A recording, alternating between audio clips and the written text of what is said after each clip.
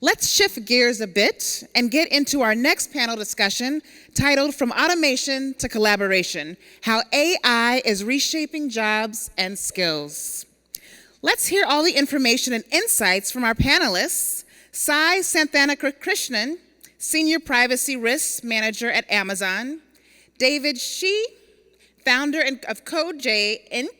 And we have Sanjeev Kumar, Business and Technology Head, Healthcare Life Sciences, Emphasis Corp. Please give it up for all of the speakers, everyone.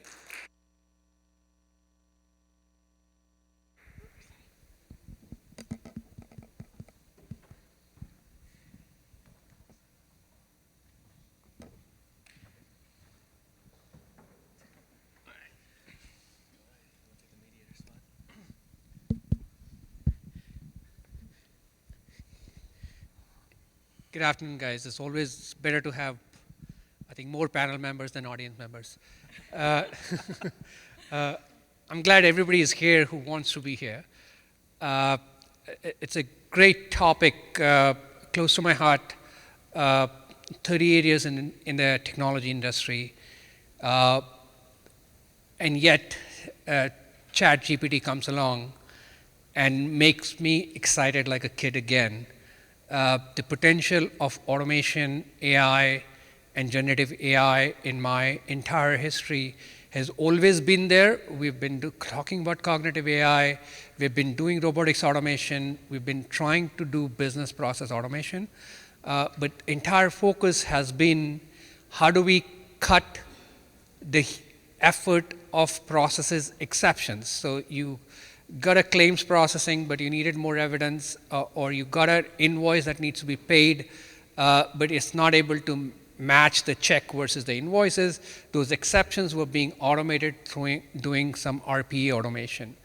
Those use cases were good, saved some effort, but were only incremental effort in nature. Whereas what GPT does, or GPT-4, or generative AI, or LLM models are helping us do is add cognitive ability as well as decision-making process and create businesses themselves. So the entire focus now moves from automation to collaborate. It also moves to empowering technology developers being able to build solutions better, being able to collaborate in a much better way, and get away from getting boxed into a specific technology. You don't have to actually know Python or Visual Basic or HTML5 or any other solution. You can actually have that left for the generative AI that can generate the code itself, focus on solving the business problems. And I think that's where the excitement comes from. And to me, it's going to change the way we run our businesses altogether.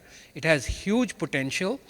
And typically, question comes along, which is the relevant second part of the topic is, how does it impact on our jobs and skills? And I go back to a quick example of our agrarian society. 1800s, 90% of US population was in farming and agriculture business.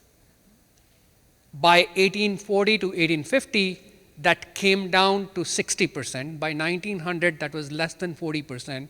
Today, 1% of US population is engaged in agriculture and yet able to produce enough food grains for the entire population and export some.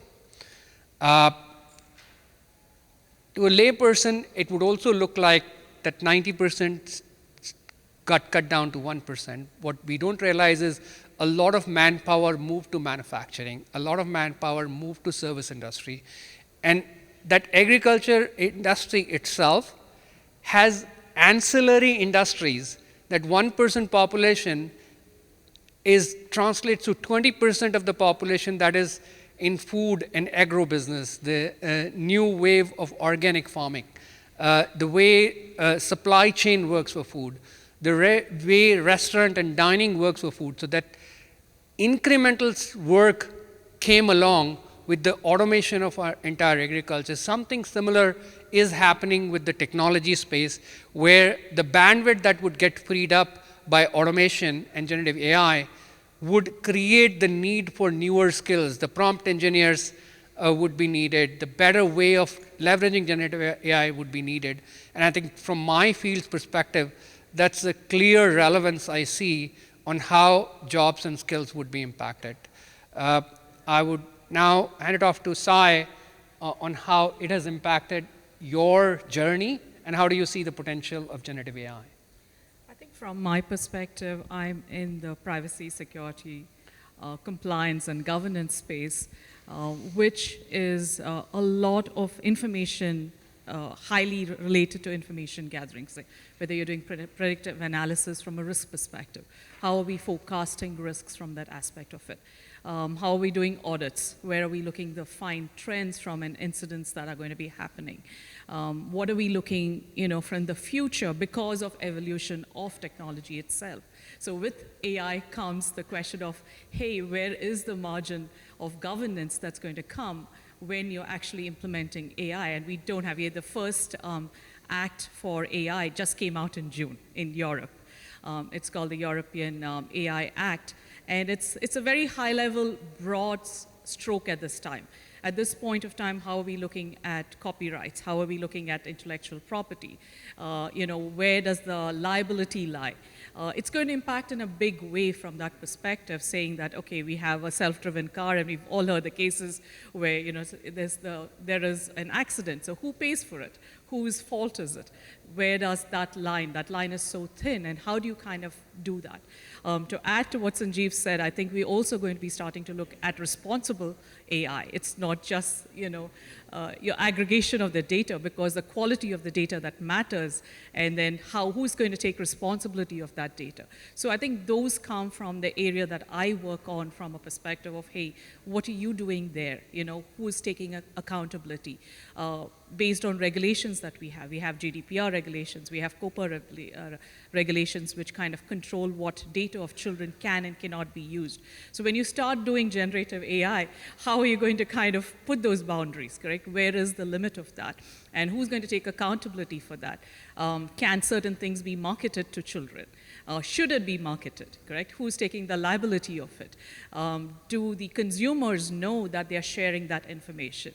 Are we, having consumers who actually are informed consumers, so they know when they're kind of, sharing their information, or they are, understanding what gets picked up, or what is shared across. Like, for example, geolocations. All of us use our Google Maps. Where is our location being there? Can bad actors use that? We are talking about e-health in a lot of ways. So there is a lot of private information and of an individual, PII, that gets surfaced. And if that is now getting data scrapped, and AI is starting to use it for analysis and predictability, what gets shared? How is it being shared? Who gets hands onto the data? So looking at it from that perspective, I think AI is going to be a very interesting field for us. But where I've started seeing some of the efforts is, like we were talking a little earlier, like testing of new products coming into play. We have to have the QA role that all of us are quite familiar with bringing in. I think that's where I would see the automation aspect of it coming, looking at much more holistic use cases, because as people, we may not look at all use cases as such. So that's where I would see AI playing a big role. Audit, because we're looking at audit reports and trying to make sense of it. So I would look at that from that aspect of saying, hey, what should be picked up and what should be surfaced to our leadership? What is the ROI on return when you're trying to launch products? And where is a segment? It could be based on regional segments, what we're trying to do. How is that kind of playing a role? And especially when it comes to regulation, because regulation is so broadly done in depends on region you are. What EU has is different from what US has versus what Asia Pac has. We have state level regulations here. You have the Massachusetts regulation versus California regulation. So how are we kind of trying to comply with that? So given that, that's a huge broad brush today as, as an individual or as a small segment within an organization trying to keep up with that. I think that's where I see a lot of automation and AI coming to play, both generative as well as us looking at data itself. But also it comes from an enforcement perspective, correct? From a compliance enforcement, the responsible AI aspect that I was talking about, I think is going to take a big role. Thanks, Sai. And I think she knows a bit about security and AI, although she's not in an official capacity to speak about Alexa and AWS or Amazon, but we all have it in our household. And the impact of AI is visible. I can set my lights, timers while my dog is alone at home. I can actually see the same thing actually reflected into all walks of life that we lead. Every product that we see is harnessing that energy. And from a product engineering standpoint, somebody who knows very closely how to build products, David, what's your take on AI and how are you incorporating that in your product development and product engineering? Thank you for the nice introduction. Appreciate it. So you can kind of see the larger companies and how Amazon's take and how they view AI. Coming from a smaller company, our primary concern is how do we leverage AI and utilize it so it reduces our cost, increases our efficiency, and we found a couple of ways that are really good. Number one is in the development space, we work with our developers. We tell them, hey, that little snippet of code that you just wrote, why don't you pass it through GPT a couple times? Let's see, and then ask if it can improve it. And we've been doing these kind of things. And what's happening is now programs that we're writing can be done in half the time. And the code is also more robust, lower chance of errors. So we were able to change our fundamental coding practices. Now, in a small company, these are just kind of things we can just implement. Larger corporations might not have that flexibility. Now, what does that mean? It means if you are in a small business world right now, if you are thinking of startups, you have all these tools that you can start using right away, faster than anybody else, to get you ahead of others. And the ones that don't learn will probably be left behind a little bit. So grab these tools, try it out. But as I go through AI, I also notice it comes with a kind of a side effect, a problem. And that is, it will generate a lot of content, but the quality isn't perfect.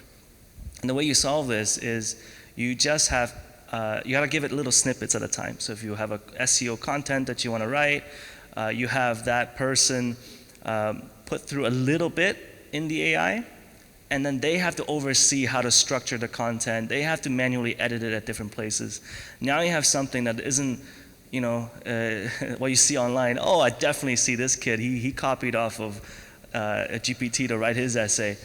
So if you have that human element into it, and don't be lazy about it, you can actually use it to generate some amazing content.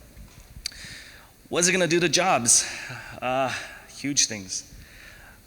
We are in a part of the world right now, kind of like the Industrial Revolution that was mentioned, where this new technology comes in. It's going to replace some jobs. And the key ones that I think it's going to change are desk jobs that are low to medium skill level, because these ones can be automated. You can have one higher skill level person run 3 or 4 people's jobs in the same time. The ones that won't be hit are probably the labor jobs. You're still going to need people covering up the potholes on your streets. You're still going to need people building, laboring. But those information jobs are changing. Its effectiveness will be increased. So we demand higher quality product or lower quality, but a lot more of the content. And that gives a third challenge that I noticed, and that's in how we authenticate AI. So how do we find out if the content is good? quality.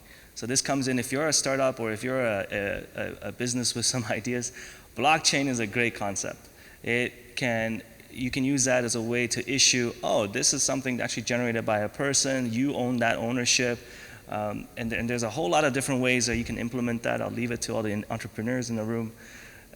But I believe in the near future, AI and blockchain will be closely related. AI to come out with a lot of stuff, and then blockchain to certify it.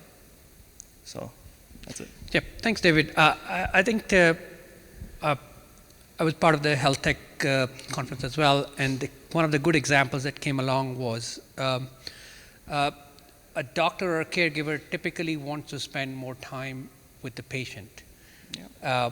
Whereas today, they end up spending more time in documenting and creating the data around and creating the notes about how they saw the patient, a lot of manual process that takes away them away from actually giving care to the individual. A good example was, I think how much time does it take for a RN or a nurse to change an electric bulb?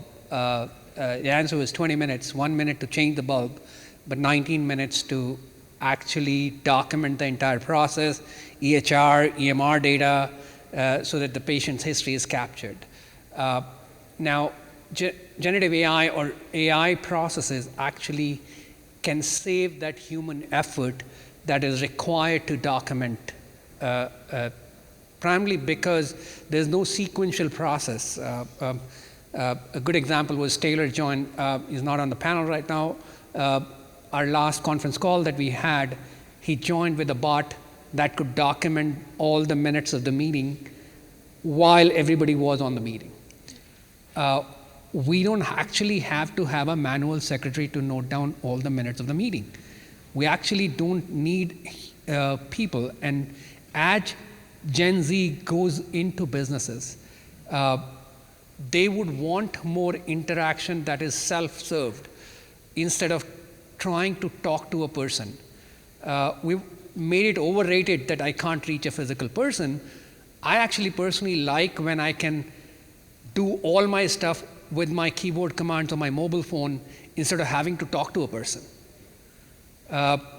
20 years ago, I used to go to bank 3 or 4 times a week. Today, I don't even remember last time when I went to a bank, not even to withdraw money from an ATM. So that lifestyle changes, but that also creates more jobs and opportunities for others. And I think that's the assurance that people need to know. From a technology standpoint, collaboration is the key. Automation will give you collaborative effort and support. It's not going to replace the entire tech workforce. It actually is going to enable higher productivity from the developers and people who are actually building products. That's why the whole concept of Copilot, that would give you enough efficiencies, better quality code, better products through collaboration. People need different skills with the Legos mindset to be able to take those building blocks and create products as a co-creation instead of trying to reinvent the wheel. You see merchant account initiation, a JPMC or a Wells Fargo or a Bank of America, each of these banks were writing their own code, custom piece code, to create an onboarding of the customer. Why do we need that repeat process life cycle when AI or generative AI actually can create those end-to-end business processes? And it's not just current businesses, it's also the future businesses. You actually don't need to write a Python code if generative AI can create a technology on its own, convert the technology later on a different platform as the technology changes, because we're not trying to sell technology for the sake of it, we're trying to solve problems for the individuals. And that's my personal take, is how it would impact us in the future. Sai, any additional inputs on the challenges and how you see the potential?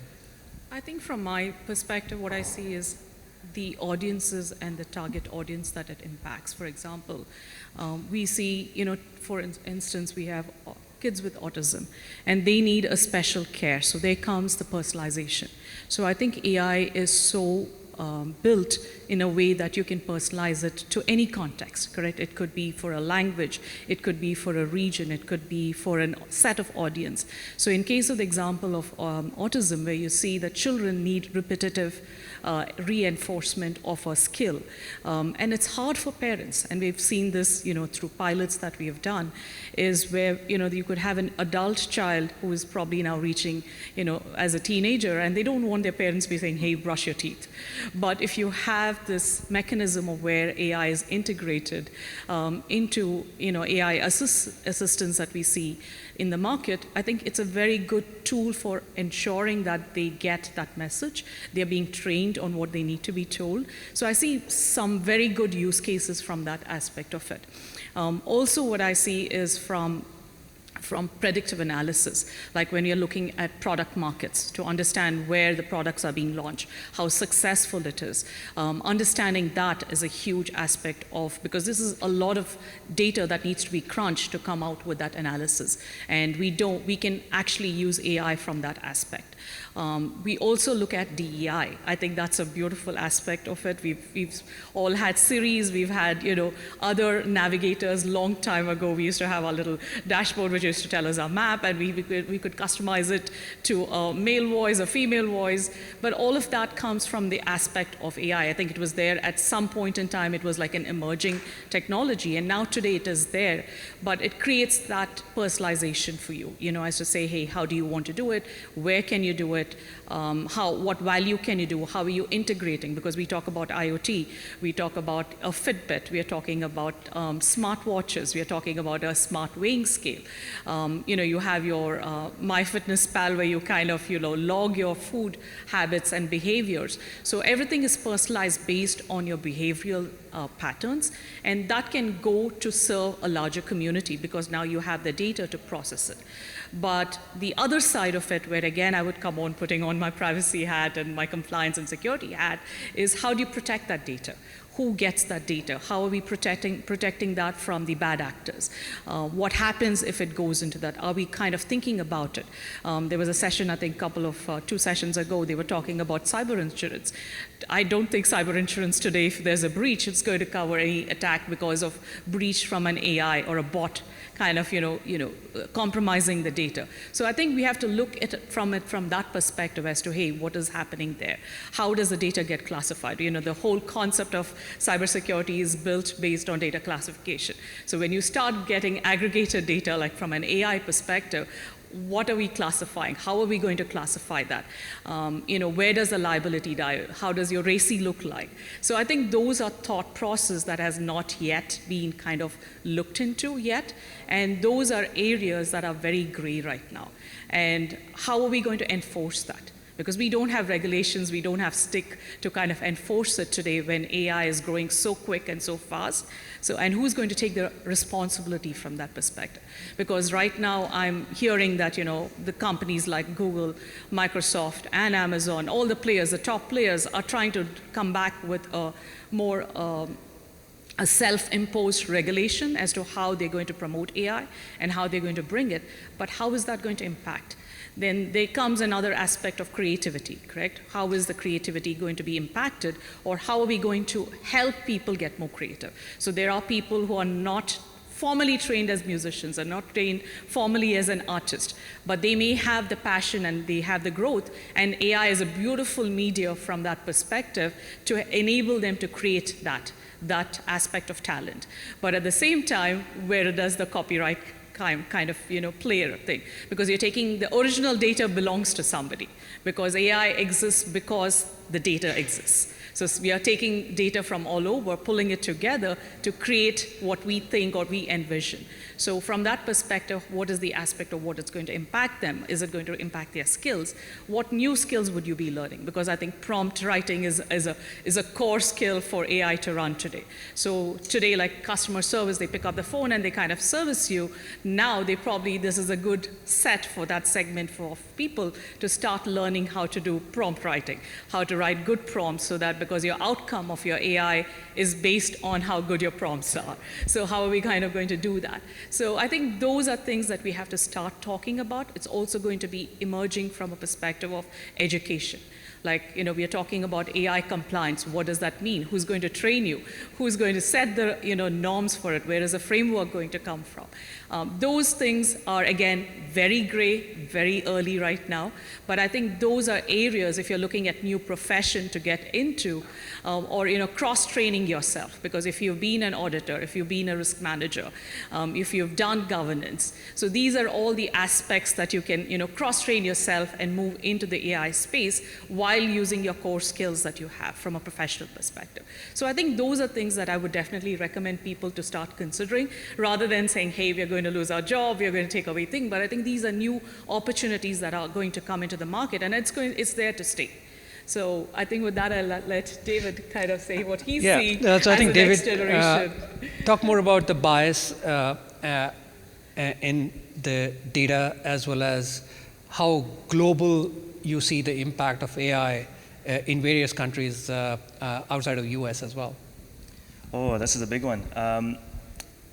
Globally, I think so a lot of companies nowadays are outsourcing work to other places. So a common one are like virtual assistants, ghostwriters, and so on.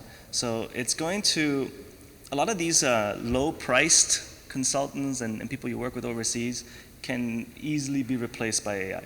So AI ensures a minimum quality on everything you do. Some of the ghostwriters that stay will become much better because they can incorporate their work with AI together, and they become triple productive. It's insane.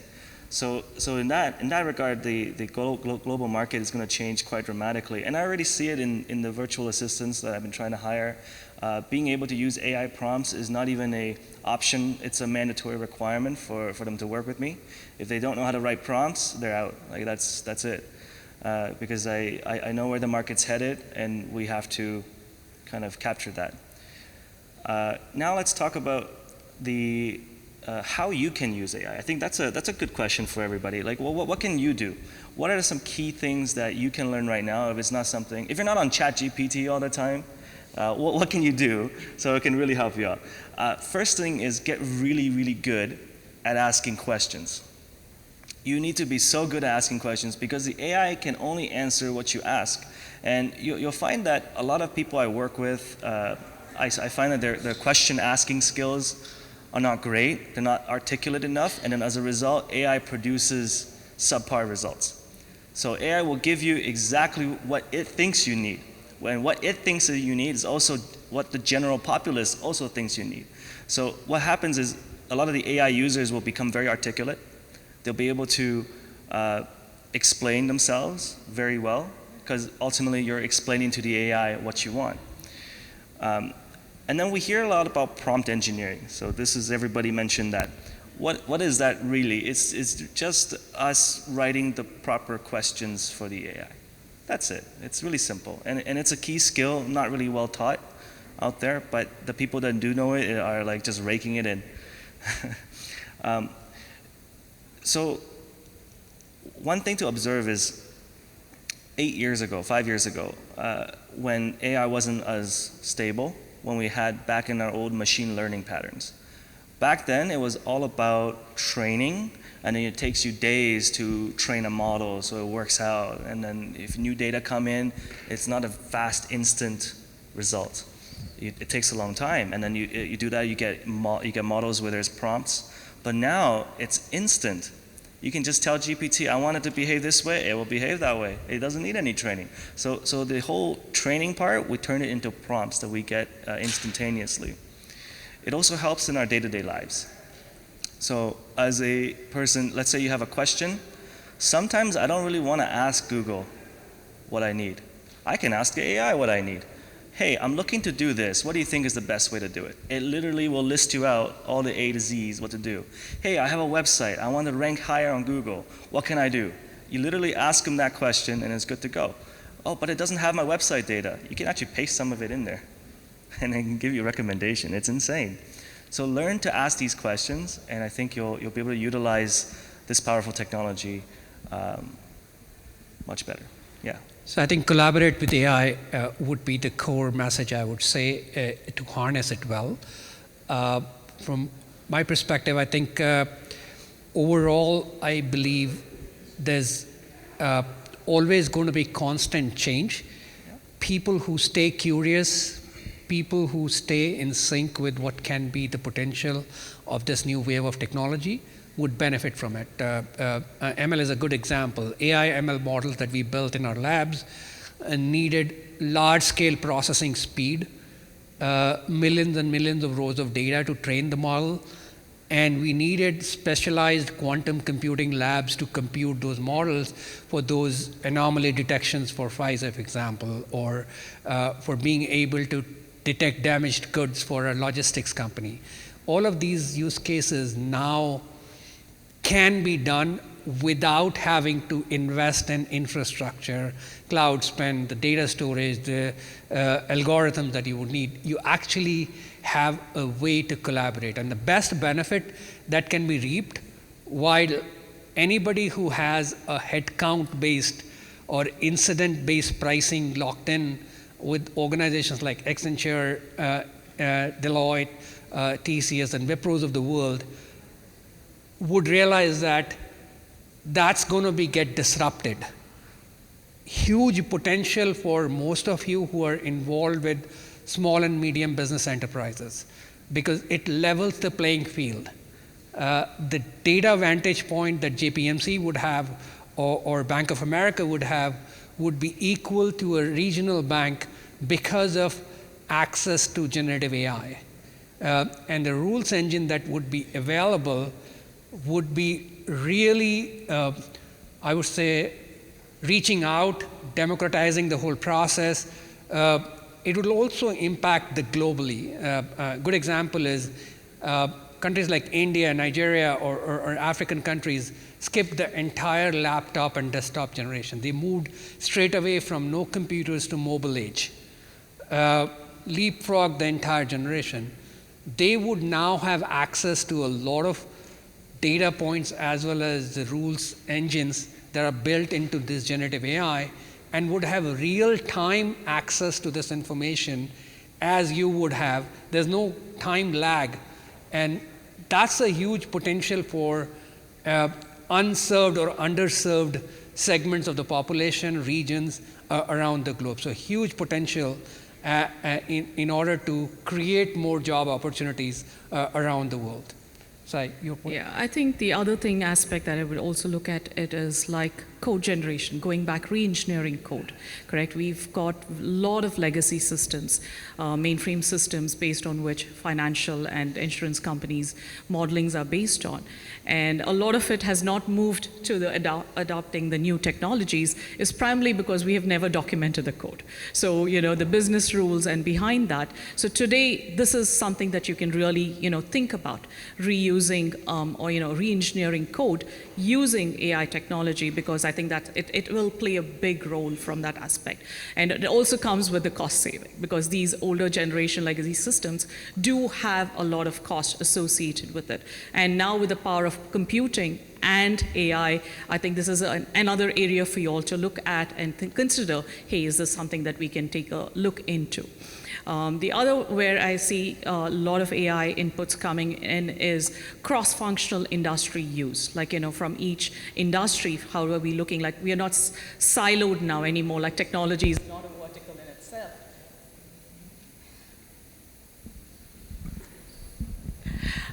But now we have verticals that can go across, correct? So I think that's another area where you're talking about collaboration.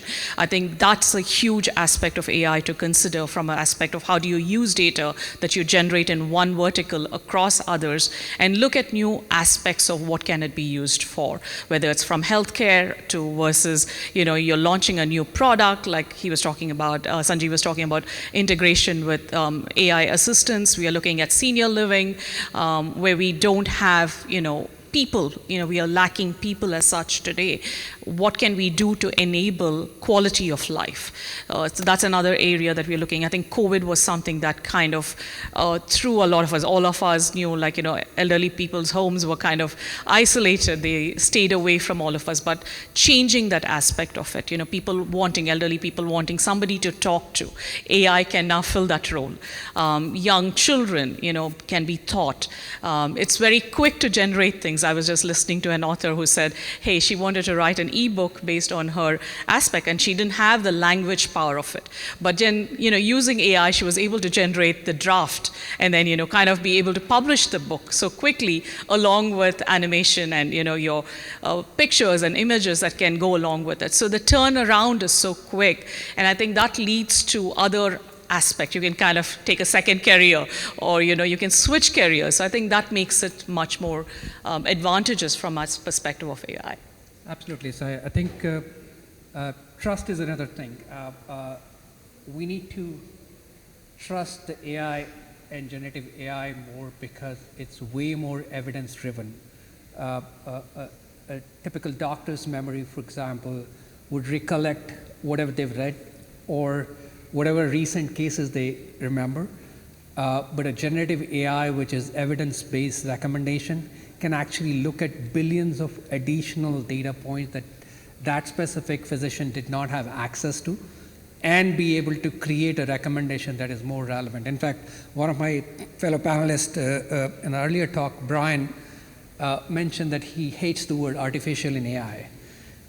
There's nothing artificial about the generative AI or the intelligence that it provides. It's more evidence and data driven. It's not a fabricated data that is generating those decisioning models. So we need to trust it a little bit more. It gets a lot more in the news if a driverless car meets with an accident. Whereas what we fail to understand is the rate of accidents by a driverless car are less or more than human errors. That's the basic sanity check that you need to always do for yourself, is build that trust, but always believe that data would also come with its biases, and that's where the right way of asking questions, making sure the data models that you build are inclusive of all the data and rules engines, the demographics that you can actually access, and avoid medical field trials just based on white heterosexual population, and be able to broaden your scopes that can also be enabled by these AI solutions. Your lab work, your field tests, the drug trials, that can all, with these modeling exercises, be fast-tracked. And we've seen a good example of similar process that happened during COVID vaccine discovery process.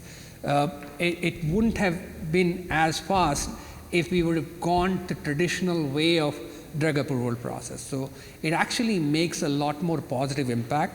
I go back to, it would be much easier for a small and medium business to launch entire IT and technology setup as they open the business compared to the previous world where they would have taken 18 to 24 months to set up their IT infrastructure. You can now do that in weeks instead of years. If you are trying to create a new business or start a new business, this is the best time and this is the best technology to make it happen for you. I think we just have 7-8 minutes open to any questions.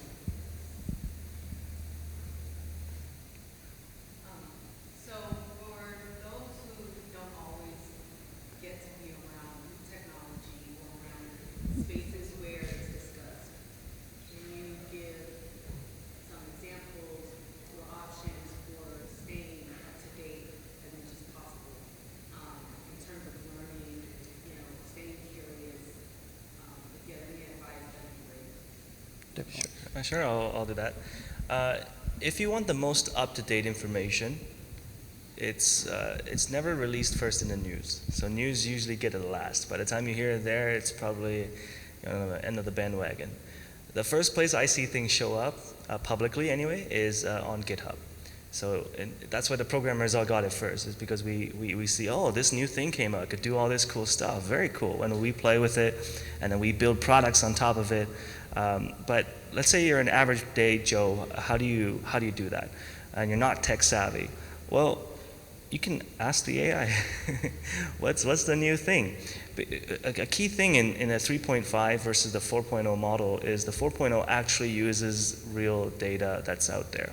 Now they are a little bit dated, so you can ask the 4.0 or 3.5 model, where do I find this information? And then you keep bookmarks on those.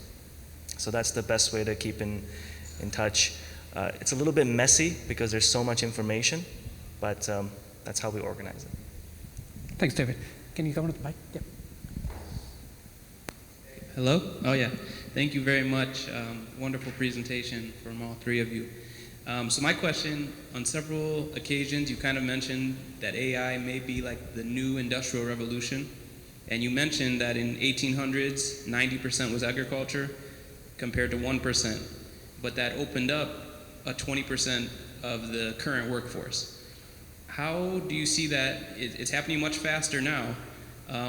What would you say to people who feel this is like doomsday and it's going to, in the short term, create like chaos? I don't think that it's doomsday as such, but I think it's a perspective of what we need to change. For example, you look at warehouses, correct, where we have, Amazon is a very good example of it. So there were things where we were kind of cataloging, we were doing asset management, we were looking at product inventory. So that's where we are right now using AI for response times, correct, as where it is. We are using AI for moving huge amount of things which was physical labor intensive. So I think that's where I see a lot of change happening, and there is associated training that comes along with it. It's not just that somebody's on the field is just thrown into it, but at the end of the day, AI still doesn't have emotions, correct? So the human aspect of it is still driven by the human. So like when David was saying, we are doing the double checks. You're looking at what the outcome of the AI model is. I think that's where we are talking about. Because when we look at the new regulation also, we are putting that at least the initial aspect of it is how is emotions being interpreted? Is it the right way? Is it coming out? So similarly, we are doing that to take away, I think, monotonous jobs that are intensive and that lead to burnout. I think that's where you see the replacement. So I think all organizations realize that, and there is an associated training that comes along with it. Or how do we kind of make our workforce get there? So I would see it as more an advancement to those people, whereas literally taking away their jobs, because you still need somebody, because the person who's trained in a warehouse, they really know their workflow so well. So that cannot replace what AI machine can do, or the logic can do behind that, because somebody has to kind of get to that logic at some point in time. So the data patterns and everything that's there has to be kind of pre-built from where AI takes the data to kind of come out with it. So there is a lot of interaction, and I think these people would then become the subject matter experts there. So that's where I would see, you kind of look at yourself, be able to speak about it, be able to communicate about it, because the features that you're building, somebody like a customer service replacement for a AI assistant is somebody who has done customer service for probably 20 years. So the experience that they have when somebody is having a bad day, AI is not going to be able to replace that, because what happens is when a customer service says, they're probably going to say, hey, hello, ma'am, how are you feeling? Are you having a good day? So we have to kind of train that, and that knowledge is going to come from people who have been on the ground. So I think we'll have to kind of correlate that and maybe even communicate that to folks. Can I add a quick thing on that one? Yeah, go ahead. Yeah, so appreciate it. In the next 10 years or so, there's going to be a rough transition period. It's going to be difficult for lower IQ people working desk jobs. So these people are going to have to be smarter. There's no solution off the top of my head that can cater to these people right now. But overall, the population will get smarter. Just like the older, industrial revolution, everybody got more intelligent. So that's the path that's going to, it's going to stabilize there. But in the transition period, there might be a little bit of, job pain. I think I've got a slightly different take. It will probably make low IQ people look more smarter because they've used the ChatGPT. Why do I need to go to Ernst & Young when I can create a research paper on my own? But I think jokes apart, it definitely will be a productivity booster and will create more opportunities. Anybody who doesn't want to learn or change will be replaced. Anybody who's willing to adapt, learn, and in a continuous learning mode would definitely see huge potential and would have a companion to collaborate with this generative AI. So that's the benefit I see with the entire AI's power.